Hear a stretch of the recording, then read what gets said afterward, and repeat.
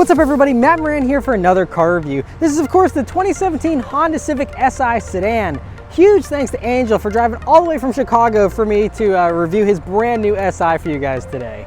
So about the all-new Civic Si, well, brand new here for 2017 on the new Civic platform, and I gotta say, I think it actually looks very good. I love, that a lot of the parts that are usually chrome on other normal Civics are blacked out here on the Si. You have the more aggressive front bumper there as well, that looks very good. The couple of Si badges, but not too over the top, not super aggressive like the Type R. A very nice middle of the road here. Out back, you have some of that aggressive rear bumper like you get on the Type R, but then you also have this very nice Civic taillights I love for this generation, as well as a small little spoiler as well here for the Si model. And overall, I think it's pretty good. It's just these new Civics are really a lot bigger than they have been in the past. And I think even though it is a larger car now, it still looks very good and sporty and lean as well.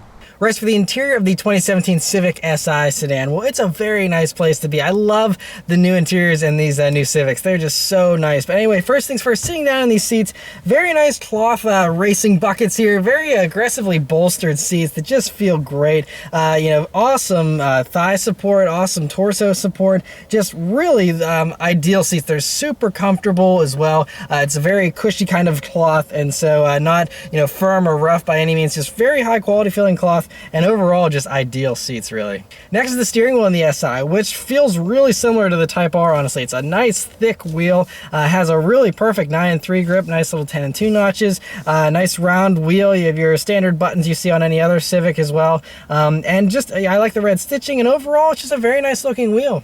Next are the gauges here in the Civic Si, which are basically, again, identical to the Type R. You get a lot of very familiar Type R stuff here in the Si, which is really awesome given its lower price. Anyway, though, these gauges, fully digital here, I really love the way they look. That center screen in particular looks really three-dimensional, very high resolution, high quality, and has just a ton of very cool little toys in it as well. You can flip through, a boost gauge, a lap timer, G meter, your typical trip information as well, your radio, all those types of more mundane things, but awesome to have the performance metrics there as well. And so overall, just a very nice feature-rich little gauge cluster there. And then you have your two auxiliary gauges on both sides that also look good, easy to read, and overall basically just awesome gauges.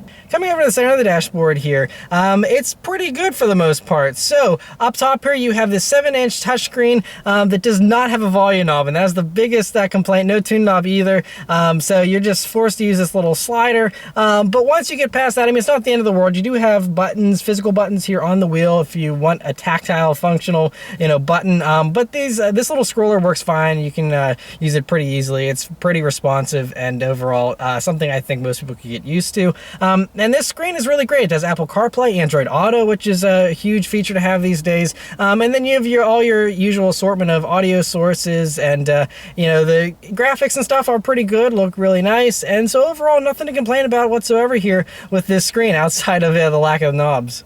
Coming down, you have your basic climate controls. You have two little knobs here to control the temperature for each passenger, and it's just very straightforward. You have the heated seat controls, very simple, and you can dive into the screen to get a little more complicated with your setup and whatnot. But overall, just really nice to have it very simple, not overly cluttered, just a few buttons and that's it. As far as storage space in the Si, it's just as great as all the other Civics of this generation. So anyway, first off in the doors, you have a large map pocket with a bottle holder, very large usable space there. Coming over to the center, I think the new Civic is the best as far as storage space out of any car. Outside of any other SUV or minivan, this is, I think, has everything else beat hands down. So first off, right underneath the screen here, you have a very large cubby on its own that does have a pass-through to go down to this huge, larger portion down below here. That's got a little slot here on the sides, and then also this huge other cubby where you'll also find a USB jack and a power outlet there. So great to have that, but that's not all. So you come over to the cup holder area here, and you'll see your usual two cup holders. You have this center armrest, which isn't super soft. It's a little rough, but nice to have an armrest nonetheless. And you can lift that up, and then you have a little coin tray up top here, or you can slide it forwards or backwards, however you like. But anyway, you can move those cup cup holders or this armrest, either one, back and forth to reveal this huge, large lower area that, you can fit tons of change like he has here, or, a very tall, large bottle, will fit in there easily as well. There's also another USB jack in there, and so just a massive amount of stuff here. It's pretty amazing just how much space you have here for a normal car. It's super impressive. Backseat space in the Civic Si is really great as well. Again, because these are so much larger here, these new Civics, I mean, it is crazy. I have probably 7 inches of legroom there to spare. I'm 5'9", and that's with me sitting behind myself. And I still have a couple inches of headroom as well. It's very nice, comfortable back seat as well. There's a fold down center armrest, which has 2 cup holders. And so overall, just a really ideal space. You can fit anyone you want back there very easily. And speaking of items, you can also fold down those rear seats and be able to fit just about anything you want in there if the trunk itself is not enough. But speaking of the trunk, going back to the trunk, it's also very large and pretty roomy. I'd say it's on par with other sedans in the segment here, which is totally acceptable and pretty good. And like I said, you do have the ability to fold down those seats. And although the Si is not available in a hatchback, there is the Civic Sport hatchback. So if you want a hatch and you need more space, you can get that, and you're only down about 25 horsepower over the Si. So that's also a good alternative if you can't jump up to the Type R, which is also a hatchback and has that extra space too. All right, so start off and go for a drive. 2017 Civic Si here has the nice new Civic key that has a nice weight to it, nice small little key. But anyway, it's keyless entry, push button start, so you just leave the key in your pocket, hit the pulsing red engine start button, and it starts right up. All right, so setting off in the 2017 Honda Civic Si Sedan. So first thing you notice here is these Hondas always they're so easy to drive as far as manual transmissions. The Si is only available with a manual, no automatic, but the clutch is so light and predictable and very easy to use, so it's very easy to start smoothly, even for beginning drivers. I think it's a very good car to learn manual on.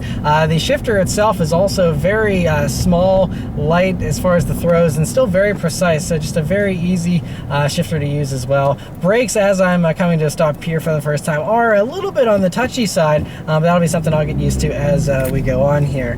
The other things you notice here about the Si are that it's just very quiet and refined in here too. It's now with this new generation Civic, they're just a really more refined car.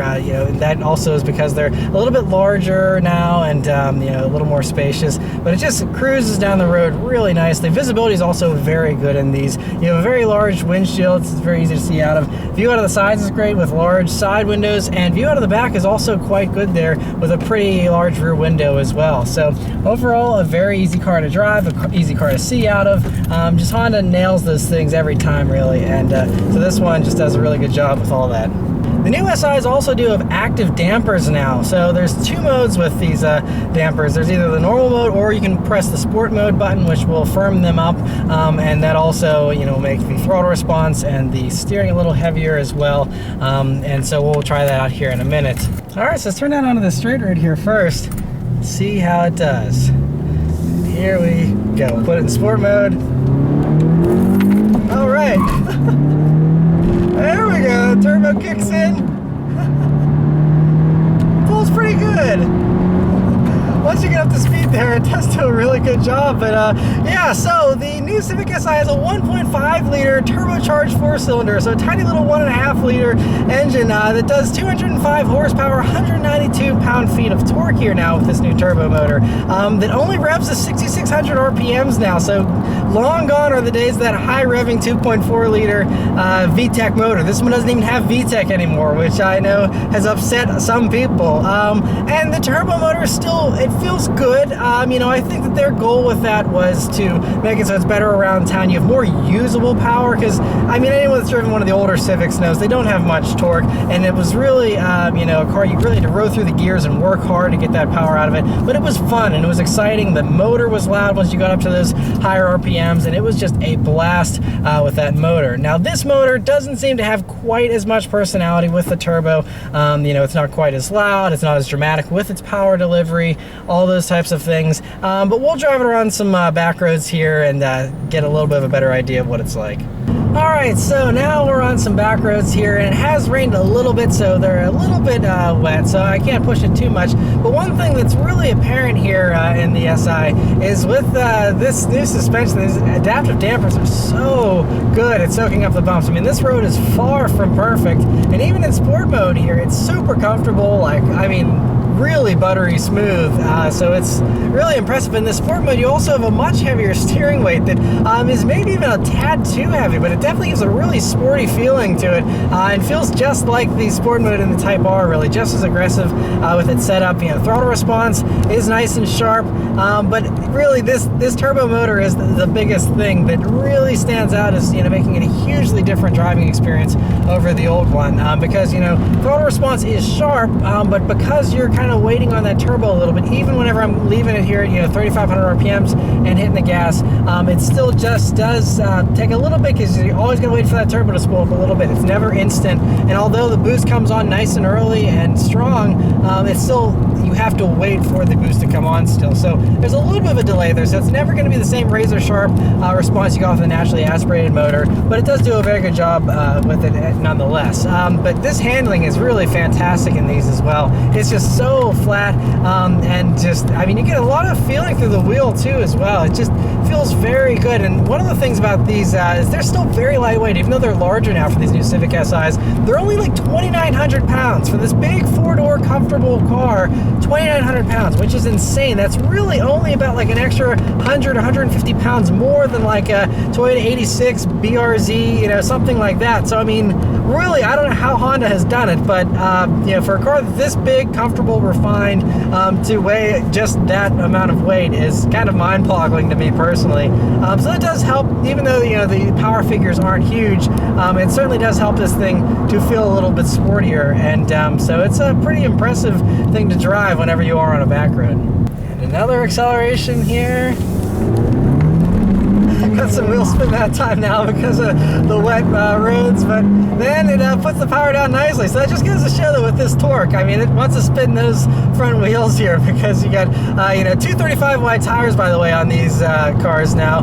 They're all season tires here. You can upgrade to performance tires for, I think, only about $200 extra if you want summer only tires. This one does not have that. It just has the all seasons, but they're still, you know, perfectly fine here, and I haven't felt a lack of grip whatsoever, aside from on wet pavement like that. But, you know, whenever it was dry earlier and I went full throttle, I didn't feel any torque steer or anything like that. So it did a really good job with that. You know, I mean, like I said, it's not an astronomical torque figure, 192 pound-feet, but still, you know, good that they've managed it well here through the front wheels. But it's really nice and flat, and to compare it to some of the competitors I have driven, like the 2018 WRX I just reviewed, this does feel flatter, more composed, more put together, and still just as comfortable as the WRX, really. Even though, you know, that car seemed, it was a little less precise. This has more precision to it compared to that, and so I think personally, taking him around a back road, this actually feels better than the WRX in that regard. Now, of course, you don't have the all-wheel drive grip of that car when you're powering out of corners, but like I said, you're not lacking for grip here either, because this front-wheel drive setup just pulls you right out of that corner there, no problem. And so overall, you know, on a back road and daily driving circumstances, it is very nice. You know, this turbo does nicely spool up whenever I was driving a little bit earlier there. You know, in those lower RPMs, it has a good amount of punch, which you never could really experience in the older Civics, and so it's nice to have that here too.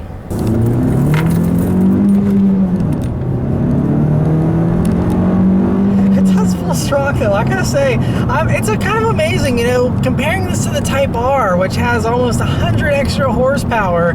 This doesn't feel 100 horsepower slower. It's really amazing. If you drove these back to back, maybe the differences would be more apparent, but from my memory of how the Type R felt, this isn't a huge difference. So I don't know if it's, again, just, you know, the way those turbos are set up just gives you that same really meaty punch there in the mid-range, so that it feels similar or what, but it's you know, I would say maybe it feels like a 50 horsepower difference tops, but it's kind of, I don't know, it's kind of confusing to me because this feels faster than 205 horsepower, I think. By the way, you know, the 0 to 60 time for these is about 6.3 seconds is what I think Car and Driver got. I think Honda officially claims 7 seconds, but that definitely sounds way too slow. And I think the way the gearing is set up is the reason why that number of 6.3 is even that high, because I think they said the red line with second gear is like 58 miles per hour. So if you were to actually, you know, make it a little taller, or, you know, if there was a tune or some way to raise the red line or something in order to get you to 60 in second gear, it would probably be in the high fives to give you a better idea of what these things do. I think they're high 14-second quarter miles at like 96 miles per hour for a trap speed, and I think it's like, yeah, like, you know, high 14 seconds as far as the time for the quarter mile there. So, you know, just to give you an idea of how quick these things are, I think the numbers don't tell the full story.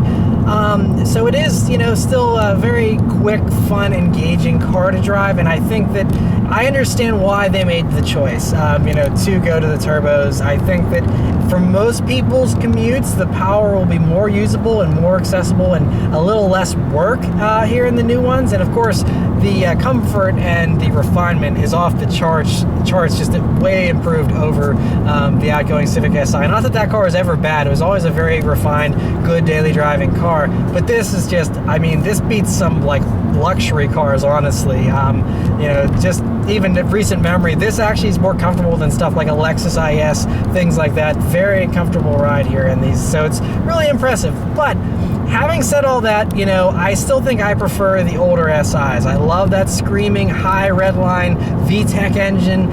That drama is almost entirely gone here. You don't really have much sound at all with the stock exhaust. There isn't really any intake or even any turbo noises. If you're going to switch to a turbo setup, I want to hear the turbo, and you don't hear the turbo at all, really. And so a little bit unfortunate there, but you know, it's just, again, this is just the changing times. This has better fuel economy, I think, and all that kind of stuff is why they went to this smaller motor.